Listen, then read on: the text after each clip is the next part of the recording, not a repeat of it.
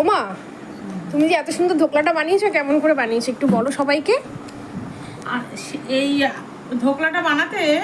শুধু লেগেছে 250 বেসন, পরিমাণ মতো নুন, হলুদ, চিনি, একটু হিং, একটু লেবুর রস,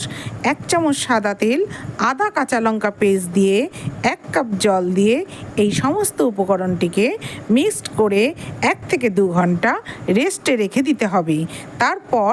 1 প্যাকেট ইনো দিয়ে মিশ্রণটিকে ভালো করে ফেটিয়ে নিয়ে একটি স্টিলের থালায় অল্প একটু রিফাইন তেল মাখিয়ে নিয়ে পুরো মিশ্রণটিকে সেখানে ঢেলে তারপর একটা কড়াইতে পরিমাণ মতন জল দিয়ে থালাটি তার মধ্যে রেখে সেটিকে ঢাকনা দিয়ে গ্যাসের ওভেনটিকে হাই ফ্লেমে রেখে 20 মিনিট অপেক্ষা করলেই ধোকলা রেডি।